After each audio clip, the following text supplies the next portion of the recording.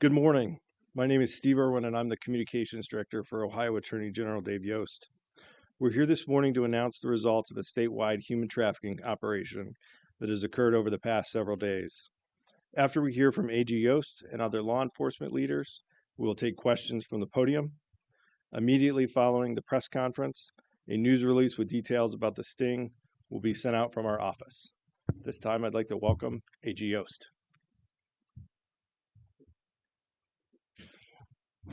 Well, good morning. We're here this morning to announce the results of our most recent statewide human trafficking sting. This is the 9th one that we've done since I took office in 2019. This was codenamed Operation Spring Cleaning.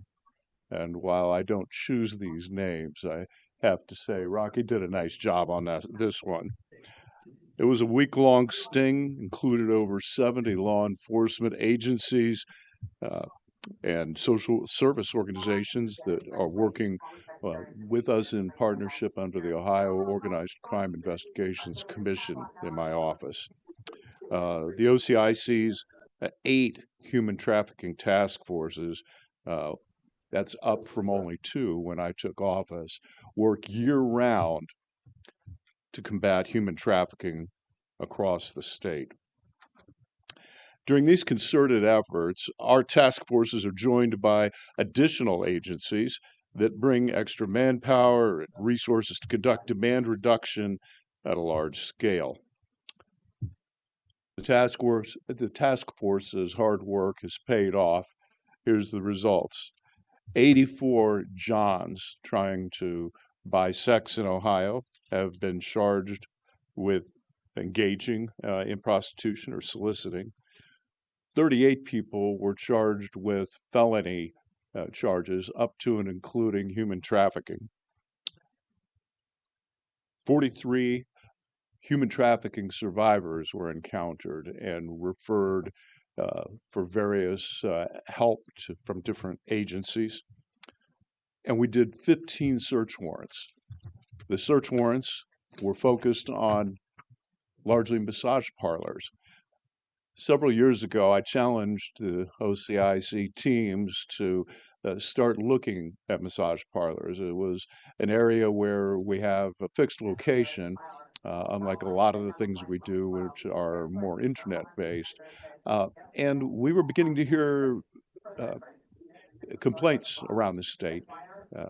And to their credit, the commanders rose to the occasion, and this particular operation has the largest impact on the massage parlor operations in Ohio to date. I'm very proud of the work that they're doing there. These arrests are, of course, just the beginning of these cases. I urge the prosecutors that will take these cases to court to handle the cases and take them seriously. Where it's appropriate and you have option to send people to John's school, kind of like DUI school, where you learn how your misconduct is impacting other people, I urge you to do that. Don't plead these cases down to nothing. They represent damage to human beings. This is not a victimless crime. And the only way we're going to stop human trafficking is if we can cut off the oxygen, the cash that fuels it.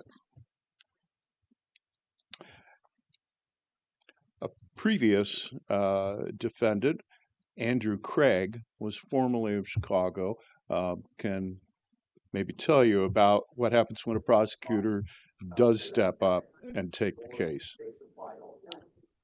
I say formerly from Chicago because he now is in Pickaway County at the correctional facility. He was arrested last fall during a similar statewide operation next door, and he thought he was selling sexual encounters to eager customers. Instead, he ended up doing business with agents of the task force and was charged with compelling and promoting prostitution. and he was sentenced in April to 4 years in prison. That case is just one of countless examples of the fruits of labor of these fantastic task forces. We're now going to play a short video that will take you inside part of the operations that were just concluded.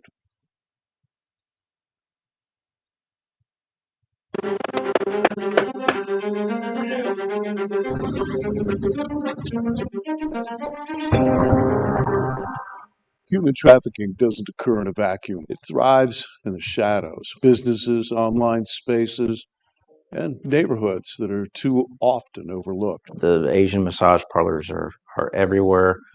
As soon as we close one down, they open back up. Homeless police! That's why we launched Operation Spring Cleaning. We're shutting down massage parlors tied to exploitation. We're targeting online predators seeking minors. And we're putting traffickers and buyers on notice. The state of Ohio really invest the money, invest the time, invest the manpower and technology to really look into this and then provide holistic services. The Akron Summit County area is busier than we can handle. Human trafficking is a supply and demand business, just like drugs. If somebody wasn't looking to have illegal sex, there wouldn't be victims being trafficked. So don't. Period. Don't. The massage parlor that you visit might be the target of our next search warrant. The teen you think you're talking to online could just be one of our agents. If you're trying to buy sex in Ohio, you probably don't want to, because our folks are out there watching. I realize that prostitution is as old as time. It's in our Bible. You know, we all talk about it. We know about it. We realize that it's there, but it is not a victimless crime. People don't realize that a lot of these people may be forced into doing these things when they don't want to. This coordinated crackdown brought together law enforcement agencies from the state, local, and federal government across Ohio to combat human trafficking and protect victims. When we work together, we make our communities safer. When the Attorney General puts out how many people we arrest and their professions, it's astounding. So that partnership is really, really critical for the success. These weekly stings that the Attorney General's office puts on, usually by the end of the week, there are good things that have happened. I appreciate AG Yost, had dedicated all this time. The 8 years that he's been here, he has done so many of operations such as like this. Victims and survivors, we believe you. We are here to help you. There are so many areas that we can take you to keep you safe, get you away from your trafficker. We're going to continue to fight this fight. If you see something, report it, and don't buy sex in Ohio.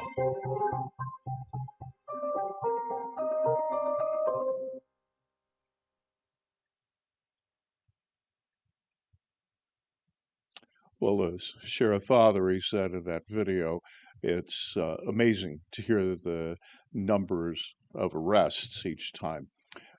This particular operation brings the number to more than 1,065 arrests since 2019 when we began doing these stings. That's a big number. And it shows that the problem isn't going away, although the perpetrators are getting a little more skittish as word gets out, don't buy sex in Ohio. As I mentioned, this last operation looked at strongly at massage parlors. I had the opportunity to go out in the field with the Central Ohio Human Trafficking Task Force as they did one in the Dublin-Powell area, and the lady who owned the business next door to the massage parlor simply said, "Thank you." She was waiting for us to show up and knew what was going on. That's the most common reaction we get, is gratitude.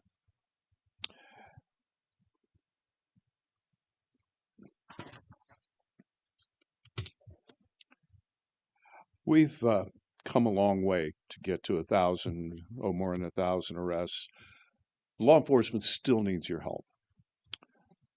If you suspect human trafficking, we have a statewide Ohio local human trafficking hotline, 844 end OHHT for Ohio human trafficking. Or just call your local police department. If you see something, say something. Don't wait. It could change a survivor's life. When we conduct a sting operation, the lives that are changed are not limited to the arrests that we make in the criminal justice system. The human trafficking survivors encountered at these sting operations are given direct services that immediately address their urgent needs. Medical attention, food, clean clothes, substance abuse, treatment referrals, and more.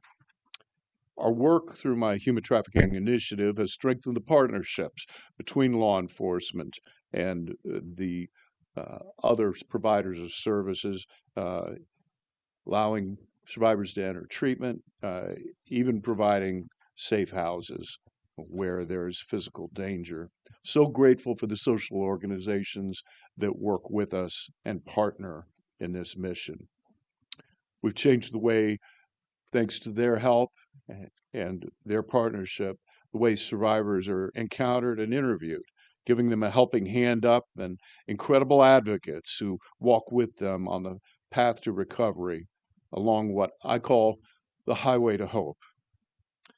At our inaugural Human Trafficking Summit 6 years ago, I talked about a highway in my home county of Delaware. It runs across the top of the county, east to west. It's only 13 and a half miles long or so, State Highway 521. It goes from Delaware to the little hamlet of Olive Green with just a few hundred residents.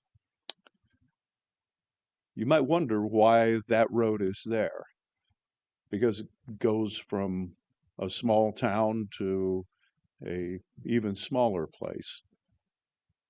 But the fact of the matter is, building roads is what we do together.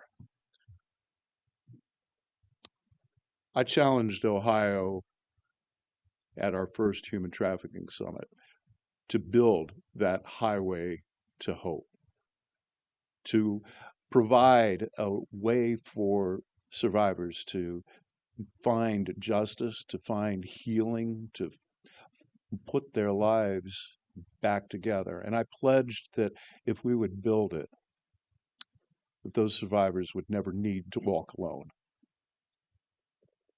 The people behind me and the agencies that couldn't be here today, the social service advocates and workers, all the treatment providers, all of us together have built that highway to hope.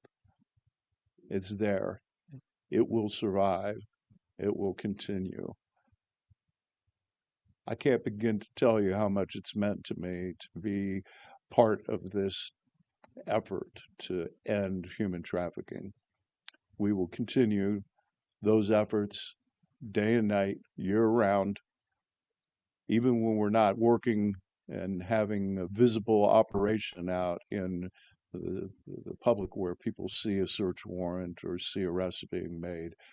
The work is going on. These are long-term investigations, and getting to the people who are at the top of the trafficking pyramid takes time. But these dedicated law enforcement officers know how to do that, and they're going to continue. So the message is, we're out there, we're working. Don't buy sex in Ohio. I'd like to introduce Powell Chief of Police Salos.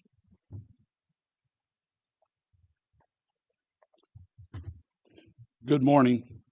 I am Ron Salos. I am the Chief of Police of the City of Powell. On Monday, the Powell Police Department, working alongside our law enforcement partners, executed a search warrant at a massage parlor in our community. The warrant and subsequent arrest were the result of a months-long investigation into suspected illegal activities. Let me be clear, human trafficking is a crime that exploits a vulnerable people for profit, strips individuals of their dignity, and threatens the safety and moral fabric of our communities. It is often hidden in plain sight, operating behind closed doors, while victims suffer in silence. Law enforcement agencies across Ohio are committed to identifying those responsible, rescuing victims, and holding offenders accountable. The actions taken this past week demonstrate that these crimes will not be ignored by our communities. Whether the exploitation involves fraud, force, coercion, or organized crime, we will not let these victims suffer.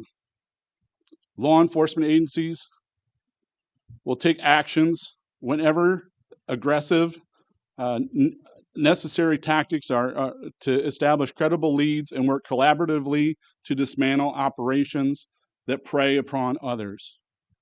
I want the public to understand the investigations of this nature are complex and sensitive. The execution of a search warrant is just one step of a larger investigative process. On behalf of the Powell Police Department and the residents of the city of Powell, I would like to thank the investigators, agents, and support personnel from the Central Ohio Human Trafficking Task Force, the Ohio Bureau of Criminal Investigation, and the Ohio Organized Crime Investigations Commission. I encourage anyone who may have information related to human trafficking or suspicious activity within our communities to contact their local law enforcement. Human trafficking thrives in secrecy, and community awareness is one of the strongest tools we have to combat it. Our commitment remains steadfast, protecting victims, pursuing justice, and keeping our community safe. Thank you.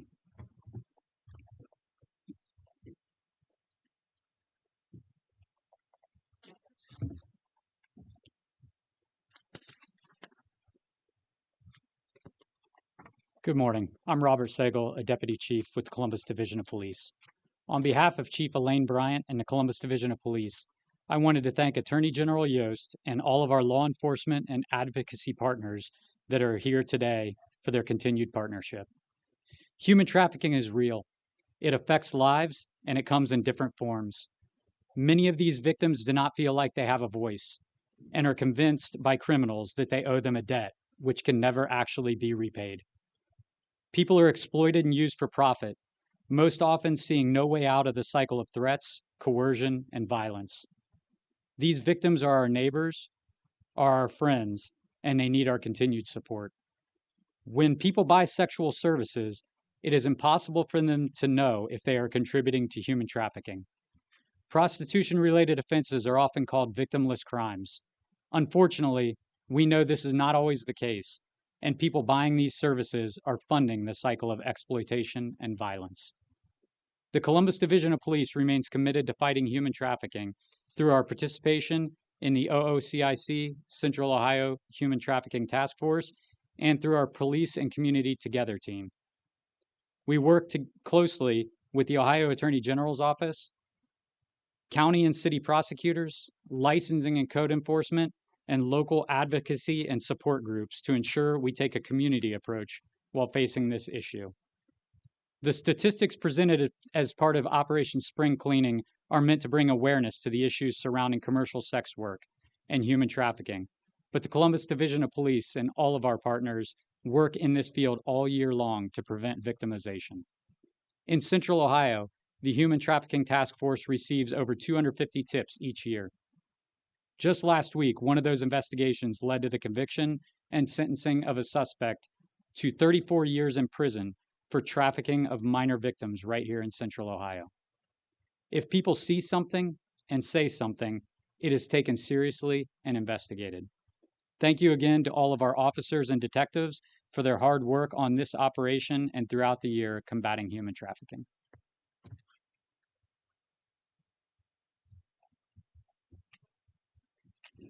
Good morning. I'm Sheriff Candy Fothery from Summit County, Ohio. We recently did 3 operations in our county. We worked with the Akron Police Department, Twinsburg Police Department, Macedonia Police Department, and for the spa case, we worked with the FBI and Homeland Security as well as the Ohio State Patrol.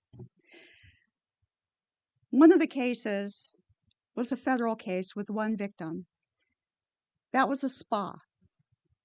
Not only was she being trafficked for sex, but also labor. Trafficking is more than just sex trafficking, it's labor trafficking as well. We ended up with a total of 32 Johns in 3 stings, 28 of them asking for sex from women. But 4 of them were asking for sex with what they believed to be a 15-year-old girl. These girls are being targeted on social media.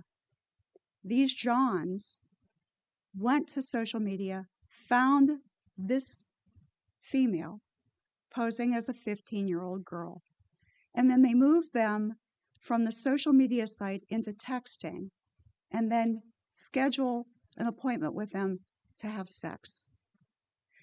Ladies and gentlemen, these are serious crimes, and these are our children, and they're targeting them on social media. And these events targeting our kids, they're serious. And working with the Attorney General over the last several years, we are actively going after these predators. This is not a victimless crime, and these are starting with our children alone, let alone the women that have been trafficked. This is a serious crime, and I hope that as parents and grandparents, you're paying closer attention to your daughters and your sons and what they're doing on social media and who they're texting with. But for the Johns, for the predators that are going after our children, and for those that are going after innocent women, we are coming for you. I want to thank Attorney General Yost because he has been an incredible partner. And I pray that we continue working together with all entities to stop this serious crime. So we ask you, if you see something, say something. Thank you. We'd have happy to open it up for questions. Our first question comes from Sean Haggerty with 13 Action News in Toledo. Good morning, sir. Good Wanted to morning. ask you specifically about an instance here in Toledo, one of the recent busts on Secor Road. This is the 3rd time the place has been busted that we know of in the last 4 years. What's being done to permanently shut places like that down? Do we have anybody local from Northwest who wants to respond to that particular search warrant? Nobody. So I honestly can't speak to that particular location off the top of my head about what might be next. And even if I knew, I probably wouldn't tell you because it's an ongoing investigation. As I mentioned during my earlier comments, these cases take time to build. And particularly with the massage parlors, we often have language difficulties and foreign embassies sometimes with citizens of other countries. So it gets complicated, but we keep working on the cases. And all I can tell you is stand by because there will be an outcome to that particular search warrant. Thank you. Our next question is Spencer Hickey with Hannah News. Thank you. So I was didn't want to take away from the kind of focus on sex trafficking, but have you seen any instances of labor-based human trafficking unrelated to that, either in this operation or other recent enforcement actions? So this particular enforcement action was looking at sex trafficking of humans. We have several of our task forces that have been working on developing information about labor trafficking. We know that it does occur in Ohio, and we have worked with a couple of private sector labor unions that have information about labor trafficking. So this is a priority for me. Much like the massage parlors several years ago, it takes some time to develop these cases and stand them up. But the short answer is we don't have evidence in this particular operation because it wasn't designed for that, but that there are ongoing matters that will eventually produce fruit. Our next question is Kirsten with ABC6 in Columbus. Good morning. Could you provide a map of where these stings happened? And then Attorney General Yost, in that video, it showed you walking into Rejuvenation near Dublin. Just can you walk us through what you saw when you went inside that location? Sure. First of all, I am certain that our comm staff can provide you with a map, graphic image. The premises of Rejuvenation is a narrow storefront. There's a corridor that goes along the left side, front to back, and to the right there are very small rooms. I would almost call them booths that are large enough for a massage plinth and somebody to lay on it and someone to work on the person. The cleanliness of the place did not encourage me to say no more. But there was only one person there, the operator, and I want to commend Columbus Police in particular that were and the members of the Central Ohio Human Trafficking Task Force, because they did great surveillance and intel and operations planning. When you do something like this, the last thing you want is drama and chaos. So they were able to time this in a way that there were no customers and only one person present on the premises, which allowed the police to do the primary mission on that search warrant, which was to gather evidence. Next question comes from Anna Hoffman with NBC4. Good morning, everyone, and thank you for doing this today. My first question is, while executing the search warrants at the massage parlors, what would you say is the most shocking thing you saw or found? My second question is, you said there were 43 human trafficking survivors that you guys encountered. Are you able to give an age range of these survivors? I don't have an age range, but I will have our folks put that together and give it to you. I only went on ones of the search warrants, so I'm not going to answer a superlative question about what the most shocking thing was. But I will open it up to the operational folks behind me that were actually out there doing the work and invite any of them to come forward and talk about their search warrants, if you would like. You don't have to. And everybody's remembering what their prosecutors told them before they came down there. What you don't say can't be used in a court of law, so don't talk. I'm joking around, but I guess you'll have to wait for the individual cases to develop there to get an answer to your question. Our next question comes from Dylan Carr with Gongwer. Hi, yes, good morning, Mr. Yost. I have two questions. There's nearly a dozen bills related to combating human trafficking in the legislature right now. What is your message to lawmakers as you depart from the AG's office? And then the second question is, are you confident your successor will continue this work? Well, my successor, Andy Wilson, is a career law enforcement guy. He was an assistant county prosecutor and then the elected county prosecutor in Clark County. I've known him for years. He's a solid guy, and I can't imagine that he would not continue this focus. But he'll speak for himself. I know he's a law and order guy. With regards to the legislature, it's been such a change from when I came into office 8 years ago, and we did our first attempts to amend Ohio's very outdated and inadequate laws. Back then, it was hard to get meetings. People didn't want to talk about this, didn't believe that it was a real thing. And those attitudes have changed dramatically. And I'm so grateful for the many reforms that have been already enacted by the General Assembly in the last 8 years.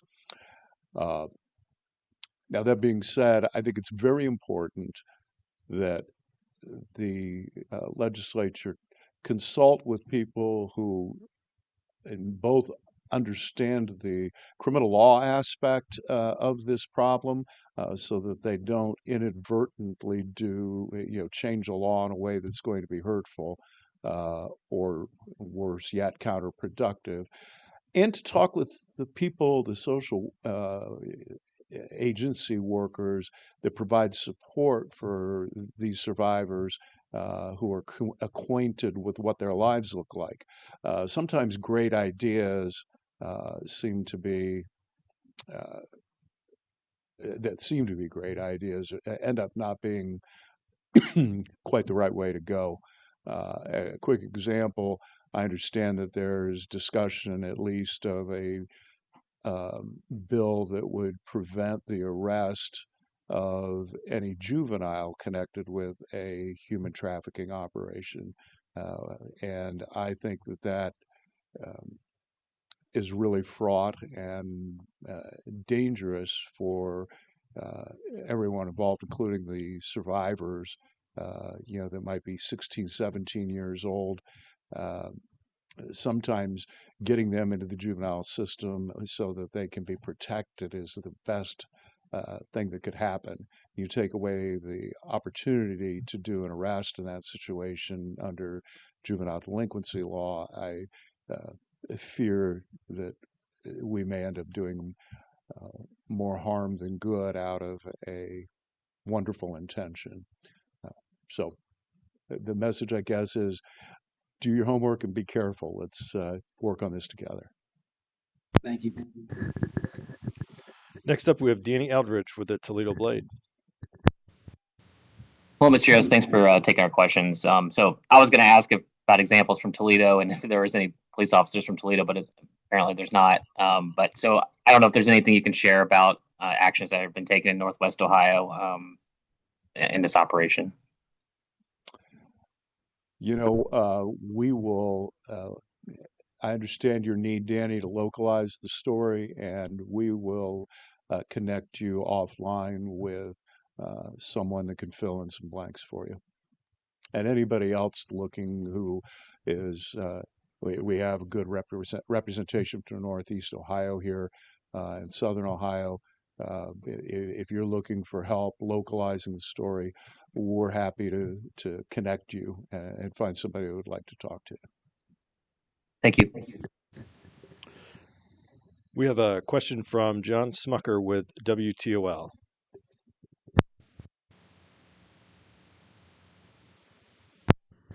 Jeff, sorry, and he put his question in the chat. He asked, can you talk about what is being done for these victims after the raids? Yeah, so it's very needs based. When we encounter a survivor, our teams all have social workers connected with them that are our team members. They will talk with the survivor, find out their background, what their needs are, and sometimes it's just helping them to with a set of clean clothes or a meal, and that's all they want, all they're ready to do. And so we try to follow that human impulse and help them where they need help. Sometimes we encounter someone who has, not uncommonly, is suffering from some sort of substance abuse disorder, an addiction. And when we set up one of these things, we typically try to find beds, treatment beds that are open at that moment, because sometimes the survivor says, "Look, I'm ready. I'm tired of my addiction. I want it. I want recovery."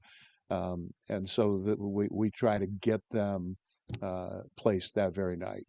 Uh, Everything through the continuum, with the simple human needs onto counseling, substance abuse treatment, is offered according to what they need.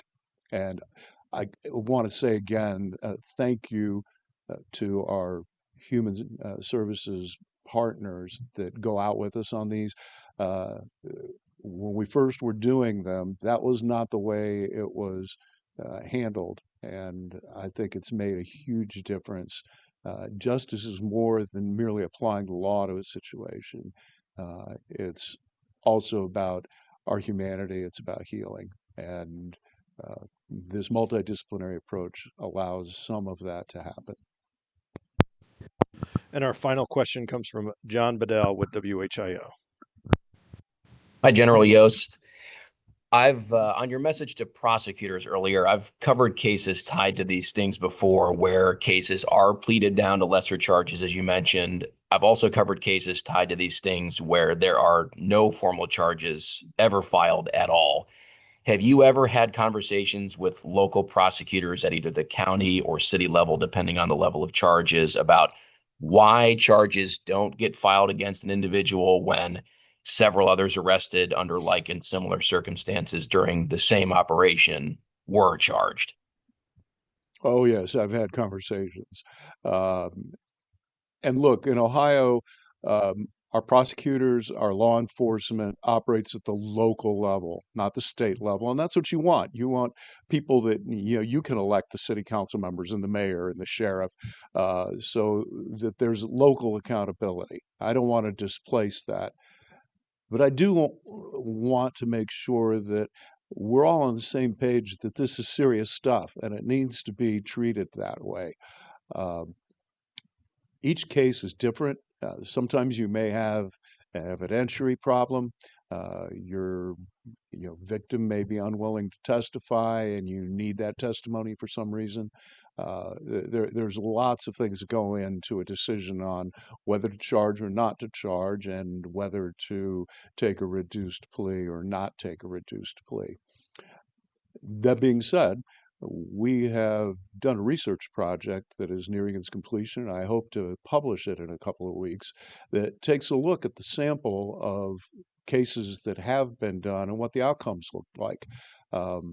Because while I respect local prosecutors' choices and making a professional determination about the right and just thing to do with the cases, it seems to me, looking broadly at the data, that there is room for us to take a tougher line against those who buy sex and those who profit from the buying of sex. I want to thank everyone for their attendance and their questions and their interest in this important topic. Don't buy sex in Ohio.